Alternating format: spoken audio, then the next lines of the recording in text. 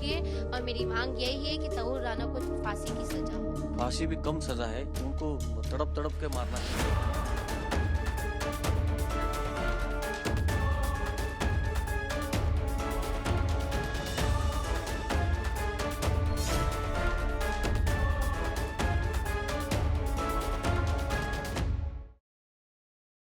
जय हिंद, आप देख रहे हैं लाइव टाइम्स, आपके साथ मैं हूं वंदना स्टोही। इस वक्त एक बड़ी खबर के साथ बुलेटिन की शुरुआत करेंगे। मुंबई 26/11 आतंकी हमले के मास्टरमाइंड तहव्वुर राणा को 17 साल के बाद भारत लाया जा रहा है।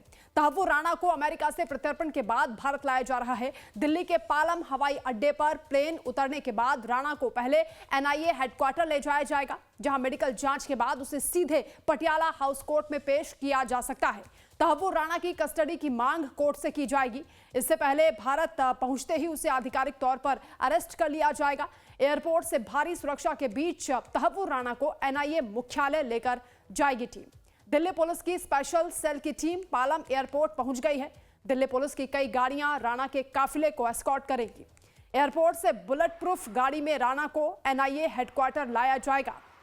भारत की यह बड़ी कूटनीतिक जीत और आतंक के खिलाफ इसे एक बड़ी कामयाबी के तौर पर देखा जा रहा है। अमेरिका से प्रत्यर्पण तहव्वुर राणा का हुआ और उसे स्पेशल विमान के जरिए भारत लाया जा रहा है, जहां कड़ी सुरक्षा के इंतजाम किए गए हैं। पालम एयरपोर्ट की तस्वीरें आपको दिखा रहे हैं, जहां दिल्ली पुलिस की टीम यहां पर कड़ी सुरक्षा बनाए हुए है और ये हलचल यहां पर बढ़ती जा रही है। किसी भी क्षण यहां पर तहव्वुर राणा पहुंचने वाला है, तो गतिविधियां तेज हो गई हैं। हर हलचल पर हमारी नजर है। सबसे पहले आपको तस्वीर दिखाएंगे। एयरपोर्ट पर सुरक्षा बढ़ा दी गई है। तहव्वुर राणा को सबसे पहले यहां एनआईए की ओर से हिरासत में लिया जाएगा। उसके बाद उसका मेडिकल चेकअप होगा, फिर उसे कोर्ट में वर्चुअली पेश किया जाएगा और इसके बाद उसे एनआईए कस्टडी मिलेगी, जहां इंटरोगेशन होगा। तो तहव्वुर राणा के लिए हिंडन एयरपोर्ट पर भी कड़ी सुरक्षा के इंतजाम किए गए हैं। देखिए हमारे सहयोगी सचिन की खास रिपोर्ट। 26/11 के मास्टरमाइंड तहव्वुर राणा को आज गाजियाबाद के हिंडन एयरफोर्स लाया जा रहा है। जी हाँ, मैं उसी हिंडन एयरफोर्स पर मौजूद हूँ। अब से कुछ देर बाद अमेरिका से इसी हिंडन एयरफोर्स पर तहव्वुर राणा को लाया जाएगा और उसके बाद एनआईए की जो टीम है वो उसका मेडिकल चेकअप करवाएगी और मेडिकल चेकअप के बाद जो एनआईए का जो कोर्ट है उसमें पेश करेगी और उसके बाद वहाँ से तिहाड़ जेल जो है वो भेजा जाएगा। गाजियाबाद से सचिन कुमार, लाइव टाइम्स।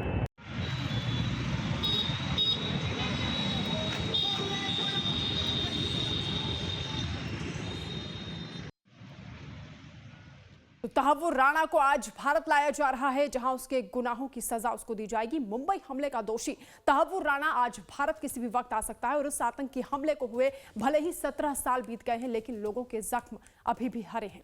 उस रात हुए हमले में ऐसे कई चश्मदीद थे जिन्होंने इस हमले को देखा और एक ऐसे ही शख्स हैं मारुति, जिन्हें हमले के दौरान गोली भी लगी थी। लाइव टाइम से बातचीत में मारुति ने क्या कुछ कहा है वो भी आपको सुनवाते हैं। 26/11/2008 ये वो तारीख है जिसे देश भूल नहीं सकता। इस आतंकवादी हमले को हुए भले 17 साल बीत चुके हैं, लेकिन जो लोगों के जख्म है वो आज भी हरे हैं। उस रात हुए आतंकवादी हमले में ऐसे कई मुंबईकर थे जो हमले को खुद देखा था और कई ऐसे लोग थे जो उस हमले में घायल भी हुए थे। इस वक्त हमारे साथ बात करने के लिए ऐसे ही एक मारुति शख्स है जो उस हमले में घायल हुए थे और आतंकवादियों के साथ उन्होंने हाथापाई भी की थी, यानी कि अपनी जान को भी उन्होंने बचाने की कोशिश की थी, साथ ही साथ आतंकवादियों से वो लड़े भी थे। सर, वो जो रात थी काली रात कही जाती है, आतंकवादियों के आपने आमना सामना भी किया था। आज भी वो दिन याद करते हैं तो कहीं ना कहीं जो एक गुस्सा है वो सामने निकल के आता है। क्या कुछ कहेंगे और क्या रहा उस रात को, उस दिन? 26/11/2008 में मैं मेडिकल एजुकेशन सेक्रेटरी के गाड़ी के ऊपर ड्राइवर था। उस टाइम मेरी रेगुलर ड्यूटी खत्म करके मैं अपने घर पे आके मैं सोया, खाना पीना खा के सोया था। 9:30-10 बजे के बाद में फायरिंग की आवाज आने लगी, तो मैंने टीवी चालू किया तो उसमें न्यूज आया कि कुलाबा में 2 गटों में फायरिंग, फिर बाद में सीएसटी के ऊपर फायरिंग, फिर ट्राइडेंट होटल में फायरिंग। तो मुझे समझ में आया कि ये लोकल झगड़ा नहीं है, कोई तो टेररिस्ट अटैक है। तो फिर मुझे अभी मेरे को ऐसा लगा कि अभी मेरे साहब का फोन आएगा इमरजेंसी में, तो मुझे अभी ड्यूटी पे जाना पड़ेगा। तो मिसेस बोली आप फोन बंद करके रोको। बोला नहीं, फोन नहीं बंद करेंगे क्योंकि वो इमरजेंसी है, ड्यूटी मेरा कर्तव्य है और जाना पड़ेगा। तो फोन आने के बाद में देखेंगे बोले। तभी आधा घंटे के बाद में हमारे सेक्रेटरी साहब का मुझे फोन आया कि मारुति ऐसा ऐसा फायरिंग हो रहा है और टेररिस्ट अटैक हुआ है और अपने को मंत्रालय में जाना है।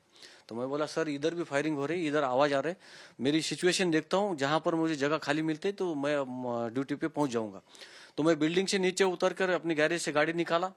गाड़ी निकालने के बाद में मैं ऑफिस जाने के लिए निकला। उस वक्त CST के ऊपर ये 2 आतंकवादी फायरिंग करके कामा हॉस्पिटल में आए थे, जो अजमल कसाब और इस्माइल। तो मैं गाड़ी लेके निकला तो उन लोगों ने कामा हॉस्पिटल के कंपाउंड पे उड़ी मारकर जेवियर्स कॉलेज के कॉर्नर पे वो दोनों आतंकवादी आ गए। मैं इधर से गाड़ी लेके निकला तो वो मेरे सामने आ गए। तो मुझे लगा कि ये दोनों आतंकवादी ये कॉलेज के स्टूडेंट होंगे, लेकिन उन्होंने पुलिस वाले के ऊपर फायर किया। उनके ऊपर फायरिंग करने के बाद में मेरे समझ में आया कि यही आतंकवादी है। तो मैं इमीडिएटली उनके आंख के ऊपर गाड़ी चढ़ा दिया। तो वो लोग फुटपाथ के ऊपर गिर गए। गिरने के बाद में मेरी गाड़ी फुटपाथ में अटक गई। अगर मेरी होंडा सिटी गाड़ी थी, बड़ी गाड़ी रहती थी, तो फुटपाथ भी पास करके उनके आंख के ऊपर मैं गाड़ी चढ़ा देता था। लेकिन बैड लक ऐसा हुआ, मेरी छोटी गाड़ी थी इसलिए मेरी अटक गई गाड़ी। तो उन्होंने उनके हाथ से गिरी हुई वेपन कसाब ने बाएं हाथ से उठाया। उठाने के बाद में मेरे समझ में आया कि अभी ये मेरे ऊपर फायरिंग करने वाला है। तो मैं अपनी ड्राइविंग सीट पीछे किया, रिवर्स गियर डाला और नीचे झुका। जैसे ही नीचे झुका तभी उन्होंने एक फायर किया तो मेरे सर पे लगता था, जो सीट से निकल गई, पीछे निकल गई गोली। फिर मेरा हाथ मेरा स्टीयरिंग के ऊपर था। मैं ऐसा स्टीयरिंग पकड़ के मैं 35 मीटर गाड़ी रिवर्स ली थी। उस टाइम ये हाथ के ऊपर एक गोली लगी, उसमें मेरे दोनों उंगली चली गई है। अभी ये हाथ से मेरे को कुछ काम नहीं करने आता है। और जब गाड़ी रिवर्स ले रहा था उस टाइम पे लेफ्ट साइड के दरवाजे से भी एक फायरिंग किया। उन्होंने मेरे कमर में गोली लग गई। उसके बाद में गाड़ी नहीं रुक रही थी, पीछे जा रही थी, तो वो उन्होंने फिर मेरे गाड़ी का टायर फोड़ दिया। टायर फोड़ने के बाद में गाड़ी जगह पर रुक गई और मेरी गाड़ी बंद हो गई। बंद होने के बाद में मैं अभी सोच रहा था कि बाहर निकल जाऊं तो वो लोग अपने ऊपर फायरिंग करेंगे मेरे ऊपर। तो मैंने गाड़ी सेंटर लॉक की, मेरा मोबाइल स्विच ऑफ किया और ये टूटी हुई उंगली से ब्लडिंग हो रही थी। तो सर के ऊपर हाथ रखा तो पूरा मेरे यहाँ पर ब्लडिंग हुई और मैं मरने का नाटक करके मैं गाड़ी में चुपचाप पड़ा रहा। तो दोनों आतंकवादी मेरे गाड़ी के पास आ गए। मेरे दरवाजे खींच कर देखा, मेरे गाड़ी के शीशे टूटे थे, मेरे सर के ऊपर पूरा ब्लडिंग था। मुझे मर गए बोल के मेरे को छोड़ दिए। और उसी वक्त मेरे बैक साइड से एक वैन आ गई और वो वैन में करकरे साहब, कामटे, सालस्कर साहब वो लोग थे। फिर उन्होंने उन लोगों के ऊपर फायरिंग करके उनको गाड़ी के नीचे डाल के उनकी गाड़ी लेके आगे निकल गए वो लोग। इस आतंकवादी हमले का जो मास्टरमाइंड है ताहूर राणा, जिसे अब अमेरिका से भारत लाया जा रहा है, तो क्या कहेंगे कि किस तरीके से सजा होनी चाहिए? हमने देखा था कसाब को फांसी दिया, तो आपके हिसाब से कैसी सजा होनी चाहिए? फांसी, मैं तो कहता हूँ उनको फांसी भी कम सजा है। उनको तड़प के मारना चाहिए।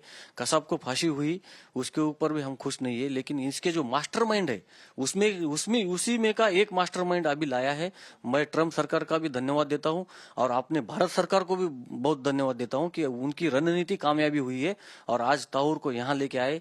ये हमले के पीछे कौन है, उनके मास्टरमाइंड कौन है, इसका खुलासा हो जाएगा और हमको न्याय मिलेगा।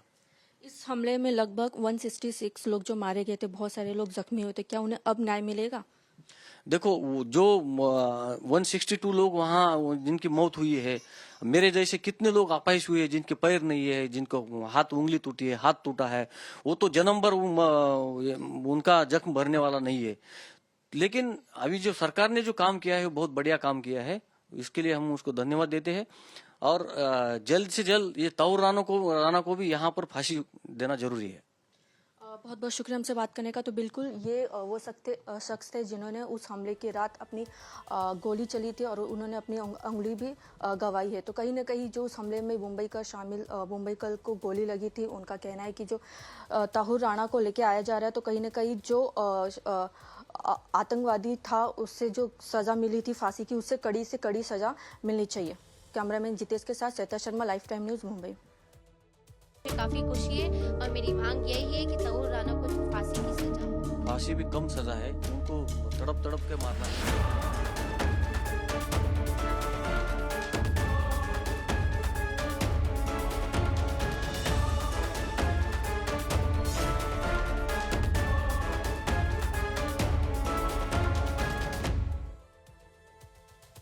26/11 मुंबई हमला जिसने पूरे देश को झकझोर दिया था, तहव्वुर राणा उसी हमले का आरोपी है और मास्टरमाइंड भी कहा जाता है, जिसे भारत लाया जा रहा है और यहां उसके गुनाहों की उसको सजा मिलेगी और सबको इस बात का इंतजार है कि किस वक्त वो भारत आएगा। इसके लिए सुरक्षा भी बढ़ा दी गई है। प्रतिक्रियाएं भी लगातार सामने आ रही हैं। माजिद मेमन जो कि वकील हैं, उन्होंने क्या कुछ कहा है, आपको सुनवाते हैं। तहव्वुर राणा का प्रत्यापन जिसमें हमें सफलता प्राप्त हुई है वो यकीनन एक उपलब्धि है हमारी, मगर इसमें समय बहुत गुजर चुका है और हमारी ये अपेक्षा थी कि अमेरिका जैसा मुल्क जो खुद भी आतंकवाद के ख़िलाफ़ हमेशा खड़ा है, उसने इतना विलम्ब इसको हमें देने में नहीं करना चाहिए था। ये बहुत 10 साल पहले ही ये काम हो सकता था, लेकिन अब चलिए 16 साल से ज़्यादा हो गया है। इसके कुछ नुकसानात भी होते हैं। जब क्रिमिनल फौजदारी मामला में किसी भी मामले में विलम्ब का हो जाना, उसको ट्रायल में कुछ खामियां हो जाती हैं, जैसे कि गवाह नहीं मिलते या फिर गवाह भूल जाते हैं, उनकी याददाश्त नहीं रहती। इस तरह का फ़ायदा आरोपी को मिल जाता है। खुशी की बात यह है कि यह एक्सट्रेडिशन जो हुआ है वह एक मैसेज देगा बाकी सभी टेररिस्ट को कि तुम कहीं अटैक करोगे और कहीं जाकर के शेल्टर लोगे तो तुम ये ज़रूरी नहीं कि तुम उस कंट्री में रह जाओ। यहाँ आकर के या जिस देश पर भी तुम हमला किए वहाँ जाकर के तुमको न्याय का सामना करना पड़ेगा। और यह मैसेज टेररिस्ट को जाना आवश्यक है। हम लोग के लिए यह सहायता इसलिए करेगा क्योंकि इसका जो टेस्टिमनी होगा, इससे हमको जो चीज़ जानकारी अभी नहीं है वो जानकारी हो सकेगी। हालांकि ज़्यादातर जानकारी हमको है कि कौन कौन इन्वॉल्व थे इस टेररिस्ट अटैक में, प्लानर्स कौन थे, ये सब की जानकारी मोटा मोटी हम लोग को है। इससे और उसका एक कंफर्मेशन मिलेगा, कुछ एडिशनल जानकारी भी मिल सकती है जिससे कि कुछ और लोगों को हम पकड़ सकते हैं या इंगित कर सकते हैं जो पाकिस्तान में है। इस पूरे टेरर अटैक का जो पूरा प्लानिंग हुआ, कंसेप्चुलाइजेशन हुआ, प्लानिंग हुआ, सब पाकिस्तान में हुआ और पाकिस्तान के डीप स्टेट के द्वारा हुआ। डीप स्टेट मतलब कि आर्मी, ISI ये सब के द्वारा हुआ। उन्होंने ही इसका प्लानिंग किया, लोगों को ट्रेनिंग दी, उनको इक्विपमेंट दिया, शस्त्र दिए, उनको लॉन्च किया। जिस समय अटैक चल रहा था वहाँ से कंट्रोल किया। वो एकदम बिल्कुल पल पल वहाँ से निर्देश आता था कि क्या करना है। तो कौन कौन ये कर रहे थे ये भी जानकारी हम लोगों के है। ये लश्कर तौबा का ये था, ISI ने लश्कर तौबा को इसीलिए पैदा ही किया था कि लश्कर तौबा के लोग थे। हाफिज सईद, इसका जकीर रहमान लखवी था, एक साजिद मीर करके था, एक मजर इकबाल थे जो कि ISI के थे। ट्रेनिंग करने वाले लोग भी एक्स आर्मी मैन थे। ये सब जानकारी है, लेकिन कुछ और जानकारी हम लोगों को हो सकता है कि इससे मिले। इस वक्त एक बड़ी जानकारी मिल रही है। NIA मुख्यालय में सीनियर अधिकारियों की बैठक चल रही है। राणा को NIA मुख्यालय के ग्राउंड फ्लोर पर रखा जाएगा, जानकारी आ रही है। सेल के अंदर ही तहव्वुर राणा का मेडिकल भी होगा। NIA मुख्यालय की तीसरी मंजिल पर उससे पूछताछ की जाएगी, इंटरोगेशन होगा। NIA ने 4 लोगों की जांच टीम बनाई है, जिसमें 2 IG, 1 ADG और 1 SP रैंक के अधिकारी शामिल हैं। NIA मुख्यालय के ग्राउंड फ्लोर पर इसे रखा जाएगा, जहां इससे पूछताछ होगी, इंटरोगेशन किया जाएगा और जो जानकारी अमेरिका में हासिल की गई है इससे पूछताछ के बाद, उससे ज्यादा और क्या ये राज खोलता है, इस पर सबकी निगाहें बनी हुई हैं। NIA मुख्यालय में सीनियर अधिकारियों की इस वक्त बैठक चल रही है, जो भी हलचल हो रही है, क्योंकि 17 सालों के इंतजार के बाद तहव्वुर राणा को भारत लाया जा रहा है और इसे एक बड़ी जीत के तौर पर भी देखा जा रहा है। इस वक्त NIA की टीम लगातार निगरानी कर रही है और NSA अजित डोभाल खुद इस मामले को देख रहे हैं। वहीं देविका रोटावन, जो कि 2008 के मुंबई हमले यानी 26/11 की प्रमुख गवाह है, जिसने मुकदमे के दौरान आतंकवादी अजमल कसाब को हमलावर के रूप में पहचाना था, जिसके पैर में कसाब ने गोली मारी थी। देविका उस वक्त छत्रपति शिवाजी टर्मिनस पर मौजूद थी। वो अपने परिवार के साथ पुणे जा रही थी। देविका उस वक्त सिर्फ 9 साल की थी। आज वो क्या कह रही है तहव्वुर राणा के प्रत्यर्पण को लेकर, सुनिए। 26/11 की रात तो मैं कभी नहीं भूल सकती, ना ही मैं भुला पाऊंगी। और मुझे ऐसा लगता है कि अगर मैंने वो भूल दिया तो मैंने आतंकवाद को माफ कर दिया, जो कि मैं गलती से भी नहीं करना चाहती हूँ। उस दिन में मेरे पापा, मेरे भाई, हम तीनों पूना जाने के लिए बैंड्रा से CST गए थे। CST में 12-13 नंबर प्लेटफॉर्म के सामने बैठे थे। उतने में मेरा भाई बोला मुझे टॉयलेट आया। पापा बोले तो टॉयलेट जाके आ जा, हम टिकट निकाल के जाएंगे। जैसे ही वो टॉयलेट को गया, अचानक से बॉम्ब स्फोट हुआ, गोली फायरिंग होने लगती है, लोग भाग रहे हैं। सडनली लोग भागते हुए मैंने लोगों को गिरते हुए देखा है। किसी के हाथ से खून निकल रहा है, तो किसी के पैर, तो किसी के सर से। समझ नहीं आ रहा था कि आखिर वहां सब क्या हो रहा है। तब मेरी उम्र 9 साल 11 महीने की थी। मैं एक शख्स को देखती हूँ जिसके हाथ में बड़ी सी गन है और वो अंधाधुंध गोली फायरिंग कर रहा है। पापा ने बोला कि बेटा हम भी यहाँ से भागते हैं।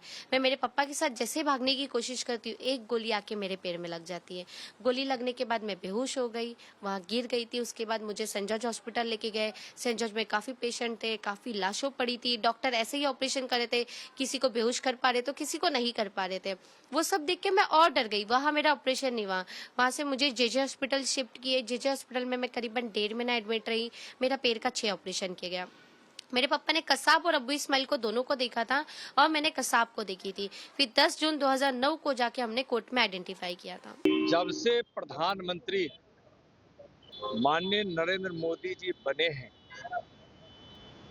तब से देशद्रोहियों पर कड़ी नजर रखी गई है और माननीय प्रधानमंत्री आदरणीय नरेंद्र मोदी जी के नेतृत्व में और माननीय गृह मंत्री श्री अमित शाह जी के मार्गदर्शन में इस देश से आतंकवाद लगभग सफाया की ओर है।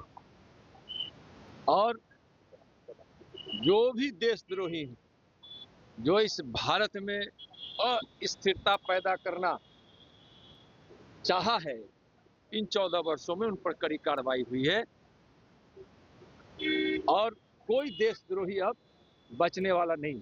सबसे पहले मैं NIA का कॉन्ग्रेचुलेशंस करना चाहूँगा, NIA की टीम का, कि वहाँ के जो सुप्रीम कोर्ट में एप्लीकेशन करके एक्सट्रेडिशन में हम कामयाब हुए और उसका ताबा हमें आज मिल रहा है और हम उसको यहाँ पे लेके आ रहे हैं। एक बात है कि इस 26/11 के अंदर जितने भी आरोपी रहेंगे, हर एक आरोपी को यहाँ पे ट्रायल होना चाहिए और उसको अपने कानून के हिसाब से कैपिटल पनिशमेंट मिलनी चाहिए।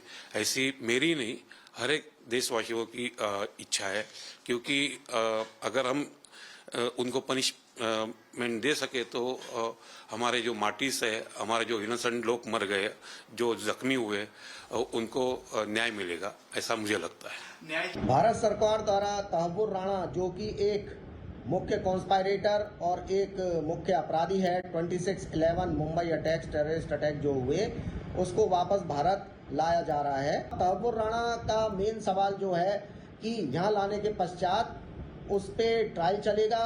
पहले उसको रिमांड पे लिया जाएगा कोर्ट के सामने पेश करने के बाद, और फिर रिमांड लेने के बाद उससे पूछताछ की जाएगी। जो भी इंफॉर्मेशन है वो कलेक्ट की जाएगी कि उसने किस तरह से मदद की, क्या क्या इलेक्ट्रॉनिक एविडेंस है, क्या क्या उसने तरीके अपनाए और अन्य किसी टेररिस्ट ग्रुप से क्या कोई कनेक्शन है, किस किस का इसमें साझेदार रहे, कोई भी टेररिस्ट ग्रुप है या कोई भी व्यक्ति है, अन्य देशों से भी क्या तार जुड़े हुए हैं, ये सब बातें मालूम की जाएंगी। उसके बाद कोर्ट में जब हो सकता है सप्लीमेंट्री चार्जशीट भी कोई पेश की जाए, अतिरिक्त चार्जशीट जिसको कहते हैं। वहीं भारतीय जनता पार्टी की ओर से प्रेस कॉन्फ्रेंस की जा रही, शहजाद पूनावाला क्या कह रहे हैं, सुनिए। 26/11 की बरसी पर देखते हैं कि India will neither forgive and India will neither forget. Bharat ना आतंकियों को कभी भूलेगा, ना भारत इन आतंकियों को कभी माफ करेगा।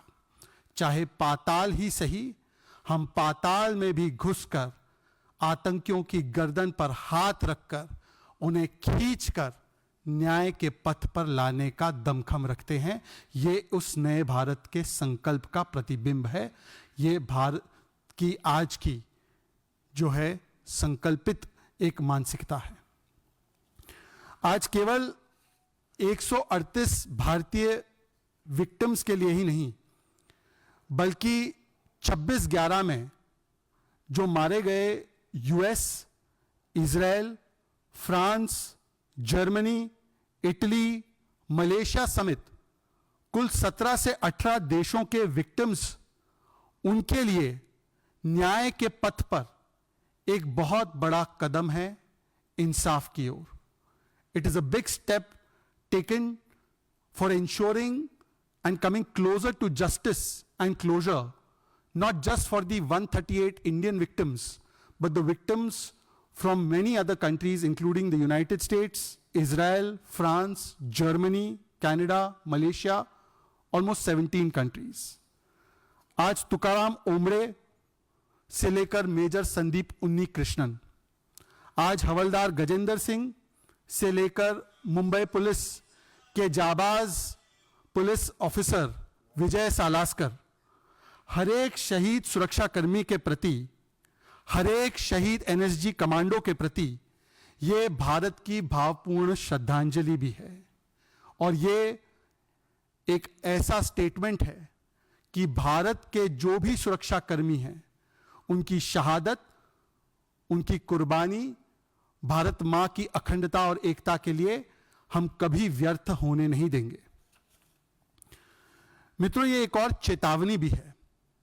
आज तहव्वुर राणा को जब लाया जा रहा है और ये दृश्य पूरी दुनिया में जा रहे हैं, भारत में हर कोने में, हर घर में जा रहे हैं, तो ये एक चेतावनी भी है हर एक वो आतंकी के लिए, आतंकी साजिशकर्ता के लिए, मास्टरमाइंड के लिए, कि चाहे आप दुनिया के किसी कोने में, किसी बिल में छुपकर क्यों ना बैठे हो, आज भारत मोदी सरकार के तहत आप जहां भी होंगे, आपको चुन चुन कर ढूंढेगी और आपके बिल से निकालकर आपको न्याय के पथ पर लाने का काम करेगी.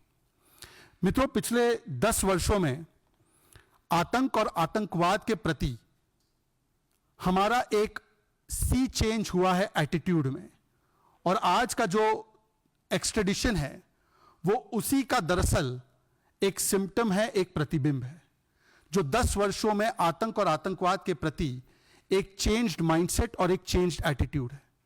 आपको याद होगा, इससे पहले 2004 से 14 के बीच में खासकर ऐसा कोई महीना नहीं होता था जहां पर भारत के किसी बड़े शहर में कोई बड़ा आतंकी हमला ना हुआ हो. आपको याद होगा 2005 में दिल्ली, 2006 में वाराणसी, 2007 में लखनऊ, 2008 में जयपुर, बेंगलुरु. तो बीजेपी प्रवक्ता शहजाद पूनावाला को आपने सुना, जिन्होंने बताया कि पाताल से भी हम अपराधी को खोज कर लाएंगे, घसीट कर उसे कानूनी कार्रवाई का सामना भारत में करना पड़ेगा. इसी के साथ आगे भी खबरों का सिलसिला लगातार जारी है. इस बड़ी खबर पर रहेगी नजर, आप बने रहिए हमारे साथ.